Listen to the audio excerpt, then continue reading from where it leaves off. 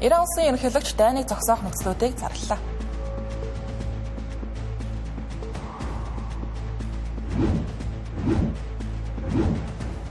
Америк нэгдсэн улс Орос улбаны улсын нефтийн хоргийг сулруулж байна.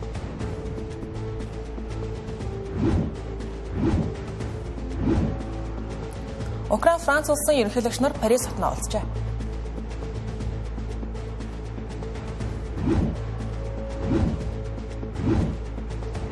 Хятад улс ирэх 5 жилийн төлөвлөгөөгөө танилцууллаа. Арам хэрэгзэгчтэй Тэнгэрлэсийн оройн гадаад мэдээний таймаг төлбөр эхэлж байна. Олон улсад болж байгаа онцлог мэдээллээс аль бие ясныг сурвалжтайгаар хүргэнэ.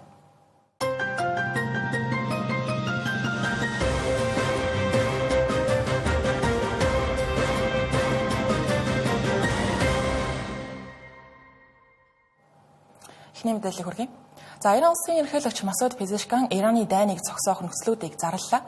Тэгэхдээ Израиль болон Америк нэгдсэн улсыг энэхүү дайныг өдөөсөн хэмээн буруутгаж, за Иран улсын хууль ёсны эрхийг хүндэтгэн дайны улмаас учирсан хохирлыг нөхөн барагдуулж, цааш дахин ийм халдлага гарахгүй байх олон улсын аюулгүй байдлын баталгааг хүссэн байна. Иран улсын ерөнхийлөгч Масуд Пезешкан Иран, Израиль, Америк нэгдсэн улсын хооронд үргэлжилж байгаа дайныг зогсоох нөхцлүүдийг анх удаа тодорхой танилцууллаа. Шинжээчид үүнийг Ираны зүгээс хурцдмал байдлыг намжаах дохио байж магадгүй гэж үзэж байна. Одоогийн байдлаар энэ дайн 13 дахь хоногтоо орж байна. Пезешканы хэлснээр энэ дайныг дуусгах цорын ганц арга нь Ираны хууль ёсны эрхийг хүлээн зөвшөөрөх, дайны хохирлын нөхөн төлбөр олгох, мөн цаашид Ираны эсрэг дахин халдлага хийхгүй байх баталгааг олон улсын түвшинд гаргах явдал аж. Ийм байр суурь Техраны өмнөх мэдээллүүдийн өнгө аястай харьцуулахад нэлээд өөр байна. Дайн эхэлснээс хойш Иран хатуу байр суурь баримталж хилэлцээ эсвэл гал зогсоох асуудлыг бүрэн үгүйсгэж байсан юм. Шинжээчид энэ дайны төгсгөлийг эцэст нь Иран тодорхойлох магадлал өндөр гэж байна. Учир нь Техран бүс нутагт болон дэлхийн эдийн засагт хүчтэй дарамт үзүүлэх чадвартай. Эдийн засгийн хохирлын хувьд хоёр тал хоёулаа эрчим хүчийг зэвсэг болгоо ашиглаж байна. Тухайлбал Иран Персийн булангийн нефт олборлагч орнуудын далаад гарах цорын ганц гарц олох Ормузын хоолой дээр хяналтаа улам чангатгсан. Ираны цэргийнхэн энэ дайн удаан үргэлжилж бүр дэлхийн эдийн засгийг сүрүүлэх хэмжээний нөлөө үзүүлж чадна гэж анхааруулж байгаа. Дэлхийн нефт хийн тээврийн ойролцоогоор 20% энэ хоолоогоор дамжин өнгөрдөг. Гэвч хөлөг онгоцуудад халдлага гарснаар уг маршрут бүрэн шахуу зогссон байна. Үүний улмаас нэг баррел газрын тосны үн өнгөрсөн 7 хоногийн сүүлчээр $100 давсан. Дайн эхлэхээс өмнө үнэ нь ойролцоогоор $65 байсан юм. Үүний өсөлт Америк нэгдсэн улс, Европ, Африкийн зарим орнуудад шатхууны үнд шууд нөлөөлж эхэлжээ. Лав гарагт Иран дарамттай улам нэмэгдүүлж Ормузын хоолоогоор 1 литр нефт нэвтрүүлэхгүй хэмээн нефтийн үн 1 баррел нь $200 хүрч болзошгүйг анхааруулсан. Цаашдын нөхцөл байдал Ираны шийдвэрээс ихээхэн хамаарна. Иран нефтийн орлогоос ихээхэн хамааралтай учраас үнийн огцон өсөлт удаан үргэлжлэхгүй байх магадлалтай. Лав гарагт олон улсын эрчим хүчний агентлагаас гишүүн орнуудын яаралтай нөөцөөс нийт 400 сая баррел нефт зах зээл гаргахаар тохиролцсон. Гэвч энэ хэмжээ зах зээлд хэр хурдан нийлүүлэгдэх, ямар нөлөө үзүүлэх нь одоогийн байдлаар тодорхойгүй хэвээр байна. Америк нэгдсэн улс худалдаа наймыг хийдэг улс орнуудаа Орос улбаны улсын нефтийг худалдан авахыг төрөх хугацаагаар зөвшөөрлөө. Энэхүү зөвшөөрлийн хугацаа нь 4-р сарын 11 хүртэл хүчинтэй. Үүнийг Америк нэгдсэн улсын сангийн сайд Ираны дайны улмаас нефтийн үнд огцом савлгаа гарч байгааг докторжуулах зорилготой гэж байна.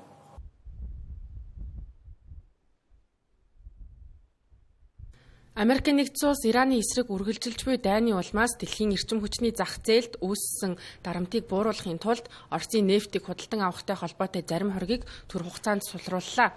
Америк нэгдсэн улсын сангийн сайд Скотт байсан энэ шийдвэр нь далайд аль хэдийн ачигдсан Оросын нефт газрын тосны бүтээгдэхүүнийг бусад улс худалдан авах боломжийг төрөх хугацаанд олгох зорилготой гэсэн. Түүний хэлснээр энэ арга хэмжээ нь дэлхийн эрчим хүчний зах зээлийн тогтвортой байдлыг хангах зорилготой Оросын засгийн газар тийм ч их ашиг өгөхөөр хэмжээнд биш гэж байна. Харин нефтийн үн богино хугацаанд өснө нь урт хугацаанд Америк нэгдсэн улсын эдийн засагт эерэг нөлөө үзүүлнэ гэж харж байна. Оросын улбаны улсын мэдээлснээр одоогоор ойролцоогоор 100 сая баррел нефт далайгаар тээвэрлэгдэж байгааж. Харин Владимир Путиний эдийн засгийн асуудлаарх зөвлөх Кирилл Димитров Америкийн нэгдсэн улсын энэ шийдвэрээрээ Оросын нефтгүйгээр дэлхийн эрчим хүчний зах зээл тогтвортой байж чадахгүй гэдгийг боддоор хүлээн зөвшөөрч байна гэж мэдэгдэл хэлээ. Тэрээр эрчим хүчний хямрал гүнзгийрхийн хэрээр Оросын эрчим хүчний их үүсвэрт тавьсан хязгаарлалтыг цаашид сулруулах шаардлага улам нэмэгдэнэ гэж үзэж байна. Украины талаас ерөнхийлөгч Владимир Зеленский энэ шийдвэрийн талаар одоогоор шууд тайлбар хийгээгүй байгаа ч мягмар гарагт хоргийг сулруулах нь Украинд хүнд цохилт болж Орос зэвсэг худалдан авах илүү их боломж олгоно гэж анхааруулсан. Мөн Франц улсын ерөнхийлөгч Эммануэль Макрон Ормосын хоолой хаагдсан нь Оросын эсрэг хоргийг сулруулах шалтгаан болохгүй гэж үзэж буйгаа хэлсэн байна. Тэрээр өнөөдөр Парис хотод Владимир Зеленскийтэй уулзаж Москвад дарамт нэмэгдүүлэх арга замуудыг хэлэлцгээр төлөвлөсөн. Их Британий зүгээс эрчим хүчний сайд Мишель Шанкс Америкийн нэгдсэн улсын жишгийг дагаж Оросын нефтийн эсрэг хоргийг сулруулах төлөвлөгөө байхгүй болохоо хэлж байна. Энэ 7 хоногт эрчим хүчний үн огцом өссөнтэй холбоотойгоор бусад олон байгууллага мөн арга хэмжээ авч эхэлсний дотор олон улсын эрчим хүчний агентлаг лав гарагт стратегийн нөөцөөсөө түүхэнд байгаагүй их хэмжээ буюу 400 сая баррел нефт гаргахаа зарласан.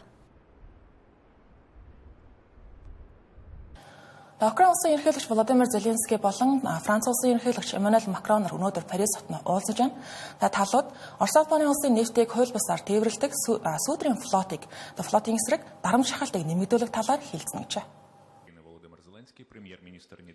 Украин улсын ерөнхийлөгч Владимир Зеленский барууны холбоотнуудаас авах дипломат орчин дахь зэвсгийн дэмжлэгийг татах чиглэлээр идэвхтэй ажиллаж байна. Эммануэль Макрон болон Владимир Зеленский нарын хэлэлцэх гол асуудал нь 2022 оноос хойш тавьсан хоргийг зөрчин нефт тээвэрлэж буй Оросын TEN флотыг шахах арга хэмжээ авах юм гэж Францын ерөнхийлөгчийн тамгын газар мэдээллээ. Энэхүү уулзалтыг Оросын албаны улсын талаас ихээхэн шүүмжлэлтэй хандаж инх тайвны хэлэлцээр байгуулах явцад саад болно гэж анхааруулад байгаа. Америкийн нэгдсэн улсын зүгээс Киев болон Москвагийн хооронд инх тайвны гэрээ байгуулахаар ажиллаж байгаа боловч хэлэлцээрт ойрхон дорнодын дайн саад болж байгаа нь гарцаагүй. Дайны улмаас талуудын 3 талд уулзалтын байршил өөрчлөгдөж шинэ хэлэлцээр Швейцар эсвэл Туркид болох боломжтой талаар Зеленский мэдээлсэн. Инхий хэлэлцээрт Украиныг давуу талтай оролцуулах чиглэлд Франц, Их Британи, Герман тэргүүтэй улсууд ихээхэн хүчин чармайлт гаргана гэдгээ хэлж байгаа. Мөн аль хэдийн гал зогсоох тохиолдолд аюулгүй байдлын баталгаа өгнө гэдгээ амласан. Зеленскийн 7 хоногт Францаас гадна Румын улсад мөн альчилсан. Румын нь Украины чухал холбоотон пүрэв гарагт Зеленский F-16 сургалтын төвд альчилж ерөнхийлөгч Никосор Дан, ерөнхий сайд Или Бложон нартай уулзжээ. Талууд хамтран дрон үйлдвэрлэх санаачлаг гаргаж төсөлд Европын холбооны аюулгүй байдлын санаачлаг болох SAFE сангаас 2 тэрбум еврогоор санхүүгийн дэмжлэг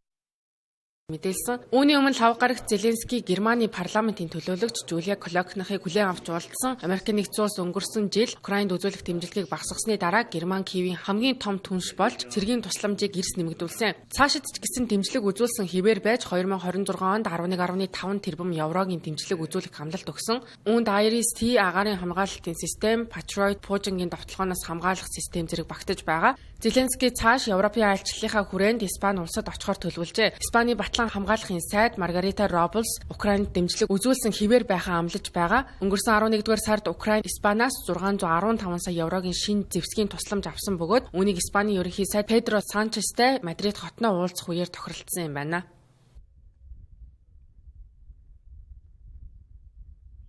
Өнөөдөр Хятад улс ирэх 5 жилийн буюу 2026-аас 2030 оны хооронд хэрэгжих нийгэм эдийн засгийн төлөвлөгөөгөө танилцууллаа. Үүнд ямар онцлог зорилт төвшүүлэгдсэн байгааг алтныхан инхүү мэдээлж байна. Жил бүр зохион байгуулагддаг бүгд найрамдах Хятад ард улсын 2 чуулган гэж товчлон нэрлэдэг бүх Хятадын ардын төлөөлөгчдийн их хурал болон улс төрийн зөвлөлдөх зөвлөлийн бүх Хятадын хорооны чуулган амжилттай болж өчигдөр үдээс хойш хаалттай хэлээ.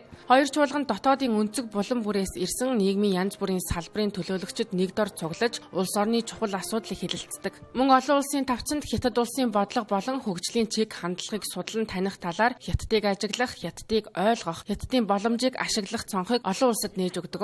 Харин өнгөрсөн 5 жилийн үр дүнгээс танилцуулахад Хятад улс тогтоосон өсөлтийн зорилтуудаа бүрэн дүүрэн амжилттай хэрэгжүүлж чадсан байна. Эдийн засгийн өсөлт 35 их 80 юанаас ойролцоогоор 5 их 80 $, болон давсан үзүүлэлттэй байгаа нь дунд түвшний хөгжилтэй улсын 1 жилийн эдийн засгийн нийт хэмжээтэй дүүцгүүц үзүүлэлт юм.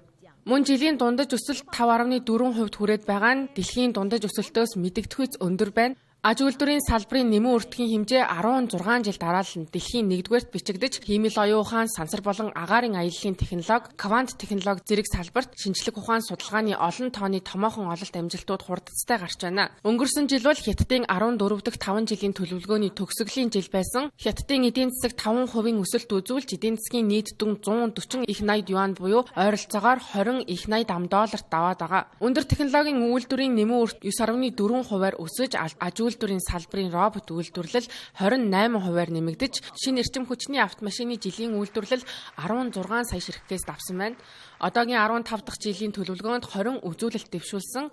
Үүнд дотоодын нийт бүтээгдэхүүний өсөлтийг зохистой хүрээнд хадгалах 2035 он гэхэд нэг хүнд ногдох дотоодын нийт бүтээгдэхүүнийг 2002 оныхтай харьцуулахад 2 дахин өсгөж, дунд түвшний хөгжсөн орнуудын хэмжээнд хүргэх суурийг тавихаар болсон байна.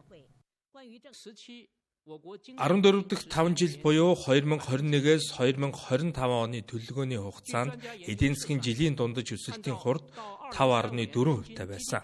Тооцоололоос харахад Хятад улс нэг хүнд ногдох дотоодын нийт бүтээгдэхүүнийг 20 мянган ам доллароос дээш буюу 2035 он гэхэд 2020 оны төвшинг 2 дахин нэмэгдүүлэх одоо тавьсан зорилт хүрэхин тулд дараагийн 10 жилд жилийн дундаж өсөлтийн хурдаа 417%-с дээш байлгах шаардлагатай байна.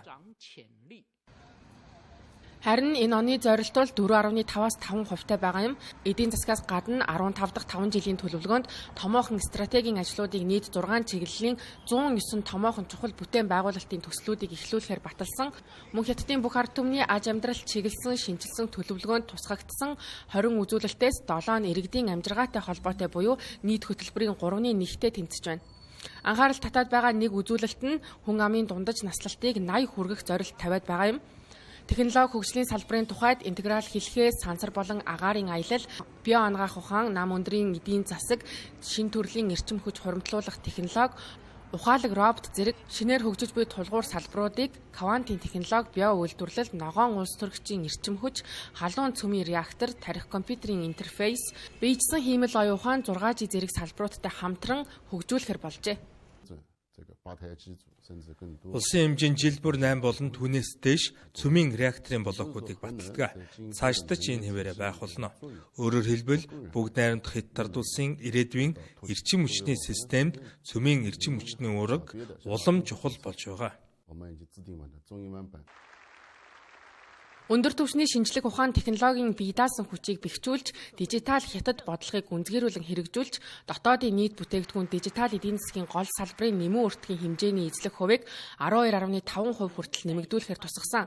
Мөн хиймэл оюун ухааны үйл ажиллагааг бүрэн хэрэгжүүлж, ухаалаг эдийн засгийн шинэ хэлбэрийг бий болгоно гэсэн байна.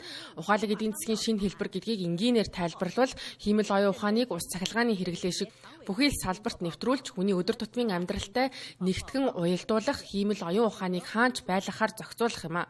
Харин байгаль орчны хувьд 2030 он гэхэд нүүрс төрөгчийн ялгарлыг 17%-аар бууруулж, ой модны эзлэх хувийг 25.8% хүргэж, үзэгсэлэнт Хятад улсыг цогцлон байгуулахар зорьсон байна. Мэдээний энэ хэсэгт Хятад улсын 15 дахь 5 жилийн төлөвлөгөө дэлхийд дахинд хэрхэн нөлөөлөх боломжтойг танилцуулъя.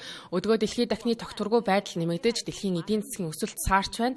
Харин энэ оны эхний 2 сард Хятадын гадаад худалдааны нийт бараа эргэлтийн хэмжээ өнгөрсөн оны мөн үеэс 18.3%-аар өссөн байна. Ши Жинпинг Хятадын эдийн засаг бол жижиг цөөрөн биш, харин асар том далайн юм гэж хэлсэн. Өнгөрсөн жил дэлхийн нийтийн өсөлтөд Азийн бүс нутгаас оруулсан хувь нэмэр 60 гаруй хувийг эзэлсэн нь Хятад улс болон хөрш орнуудын хамтын хүчин чармаалтын үр дүн байлаа.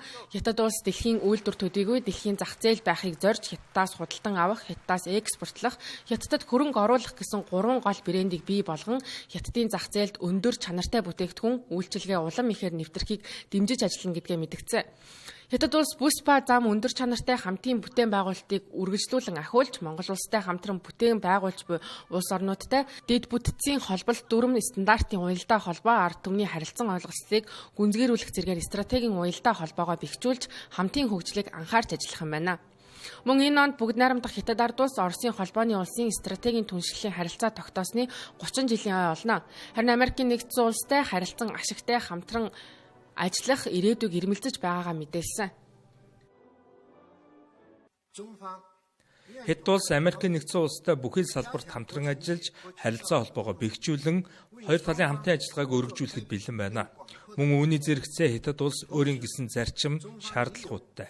Тиймдээж өөрийн бүрэн эрх, аюулгүй байдал, хөгжлийн ашиг сонирхлоо баттай хамгаалах болно.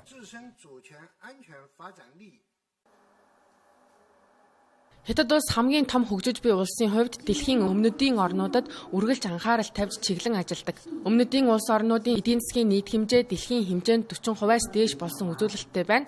Харин Тайваны асуудал дээр гадаад хэргийн сайд Ван Ий мэдэгдэл хийсэн.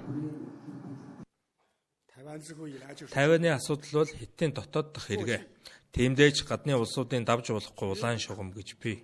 Тайваны асуудал нь Хятадын үндэсний язгуур ашиг сонирхлын доторх голдсон бөгөөд бид ямар ч хүн, ямар ч хүчинд Тайваныг Хятадаас салгахыг зөвшөөрөхгүй. Олон улс орнууд нэг Хятад зарчмыг баримтлах үнэмлэхийн нийтлэг ойлголцолд хэдийн хүрээд байгаа. Нэг Хятад бодлого олон улсын хамтын нийгэмтгүүдэд зөвшөөрөгдөн дэмжигдэж, улам олон улс уг асуудал дээр Хятадын талд орсоор байна. Мөн Тайваныг Хятадын нэг хэсэг гэж хүлээн зөвшөөрөө зогсохгүй, Тайваны тусгаар тогтнолын эсрэг тодорхой байр суурь баримталж байна. Япон улсын одоогийн ерөнхий сайд Тайванд асуудал үүсгэн Японы оршин тогтнох үед аюултай нөхцөл байдал болохтуул хамгаалах хамтын эрхээ хэрэгжүүлэх үндэслэл болж байна гэж мэдгдсэн. Үүний улмаас хоёр улсын хооронд хурцдмал байдал үүсэт байсан. Харин манай улс нэг Хятад зарчмыг дэмждгээс гадна талуудын баримт бичигт нэг Хятад зарчмыг баримтлах тухай тусгасан байдаг. Талууд өнгөрсөн сард Улаанбаатар хотноо стратегийн яриа хэлэлцээр хийсэн үүнд Монголын тал одоо ч нэг Хятад зарчмыг баримталж буйгаа ахин мэдгдсэн байна. Харин Хятадын эх 5 жилийн төлөвлөгөөнд дэд бүтэц, худалдаа, дижитал эдийн засаг, ногоон хөгжил зэрэг салбарт хамтын ажиллагаа өргөжөж байна. Ганц мод, гашуун сухатын хил дамнасан төмөр замын бүтээн байгуулалт эхэлж замын үүд болон гашуун сухатын бомтууд шинжлэгдсэн нь худалдаа тээврийн уялдаа холбоог нэмэгдүүлж байна. Мөн дижитал эдийн засаг санхүүгийн хамтын ажиллагаа нэмэгдэж, Монголын банкуд юаны хил дамнасан системд нэгдэх юм а. Ногоон хөгжил, цөлжилттэй тэмцэх, сэргээгдэх эрчим хүчний төслүүдэд хамтран ажиллахаар талууд тохиролцоод байгаа. Уул уурхайн салбарт Монголын зис, нүүрсний экспорт Хятад руу өсөлттэй хിവэр байна. Газрын ховор элементийн салбарт хамтын ажиллагааг өргөжүүлэх боломж байгааг Хятадын тал онцолсон. Мэдээний төгсгөлд онцлон хэлэхэд энэ жил Хятад улсын хувьд ихээхэн онцгой жил болж өнгөрч байна. Хятадын коммунист нам байгуулагдсны 105 жилийн ой тохиож байгаагаас гадна баталсан дараагийн 5 жилийн төлөвлөгөө энэ жилээс эхлэх юм а. Төлөвлөгөөний хугацаанд Хятад улс 2035 он гэхэд социалист орчин үеийн нийгмийг бүтээн байгуулах бат бөх суурийг тавихаар зориод байгаа билээ.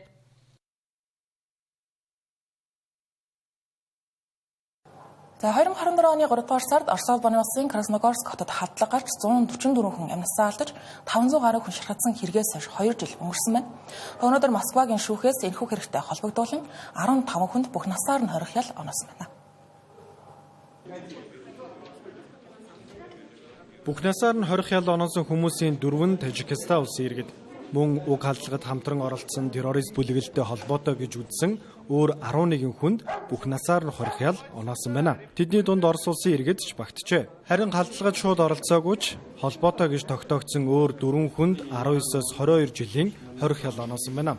2024 оны 3 дугаар сарын 23-ны өдөр Красногорск хот дахь Крокус City Hall гэх концертын танхимд хөнгөлөнд алдсан 5 зэвсэг дэвтгээд нэвтэрч автомат буугаар гал нээсэн байдаг. Гал нээсний дараахан барилгад гал гарч эхэлсэн. Зэвсэг дэтгээдүүдийг инхүү Крокус City Hall концертын танхим руу нэвтрэх үед пикник гэх рок хамтлагийн тоглолт болж байсааж. Тоглолтыг үзэхээр ирсэн байсан хүмүүсийн тоо хараахан тодорхойгүй байгаа бөгөөд танхим дүүрэн шахуу хүмүүс байсан гэдгийг их сурвалжууд мэдээлж байсан. Мөн галын улмаас талбайн дээвэр хэсэгчлэн орсон Оросын улбаны улсын мөрдөн бацаа хорооноос халдлагыг террорист халдлага байсан гэж үзэн терроризмын хэрэг үүсгэсэн байна. Зэвсэг таллага гарсны дараахан Исламын улс бүлэглэл Telegram сүлжээнд өөрийн харьяа амаг мэдээллийн агентлагаар дамжуулан Красногорск хотын халдлагыг зохион байгуулсан гэх мэдээллийг хийж байсан. Тэдний мэдээлэлд ордснаар концертын танхимд гал нээсэн этгээдүүд хэргийн газраас зугтаж чадсан гэдгийг мэдээлж байсан юм. Тодорхойлбол мэдээлэлд Исламын улс бүлэглэлийн байлдагчид Москва хотын орчинд халдлага үлдэж олон зуун хүнийг хөнөөж шархтуулсны дараагаар өөрсдийн хорогдох газар руу аюулгүй очсон гэсэн байсан. Исламын улс бүлэглэл Оросын улбаны улс руу халдсан анхны тохиолдол нь энэ биш юм. Үүний өмнө 2017 онд Санкт-Петербургийн метронд 15 хүний аминд хүрсэн дэлбэрэлт болж байсан бөгөөд дэлбэрэлтийг Исламын шашинтай этгээдүүдэд хийсэн байх өндөр магадлалтай гэх дүгнэлт тухайн үед гарч ирсэн юм а. Мөн 2015 онд Оросын улбаны улсын нисэх онгоц Египтийн Синан зүйл дэлбэрсэн нисэх онгоцонд тухайн үед 224 хүн байсны дийлэнх нь Оросын улбаны улс иргэд байсан. Хэрэг явдлын дараахан Исламын улс бүлэглэлээс тус дэлбэрэлтийн ард байсан гэдгийг мэдэгдэж, нотлох баримт бүхий зургийг дэлгэж байсан юм. Исламын улс бүлэглэл нь дэлхийд дахинд хэд хэдэн улс оронд холбоо хамаарал бүхий салбар бүлэглүүд байдаг гэж үздэг. Энэ удаагийн Красногорск хотын халдлагын тухайд ISIS-K буюу Хоросан дахь Исламын улс бүлэглэл гэх нэртэй зэвсэгт бүлэглэл байсан байна. Иран, Туркменстан, Афганистан гэх орнуудын газар нутагт оршин суудаг Исламын улс бүлэглэлийн холбоотон болон гишүүдийг Хоросан дахь Исламын улс бүлэглэл гэж ийхүү нэрлэдэг байна. Тус бүлэглэл ямар шалтгаанаар халдлага хийсэн болохыг терроризмын эсрэг шинжээж судлаач нар олон байр суурийг илэрхийлж байна. Үүнээс хамгийн их давтагдсан нь ISIS-K бүлэглэл зөвлөлтийн үед Афганистанд хийсэн дайралт хийгээд Чечен, Сирь дэх үйл ажиллагаануудаа Оросын улбаны улс ислам шашинтнуудыг ихээр онилсон гэж буруутгадаг байна. Тус бүлэглэл нь альва суртал ухуулгада Оросын улбаны улсын ерөнхийлөгч Владимир Путинийг мөн ихээр шүүмжилдэг байна. Та бүхэн дэлхийд дахинд болж байгаа онцлог мэдээлэл таймд хүргэлээ. Анхаарлаа хандуулсан явдал баярлалаа. Сайхан амраарай.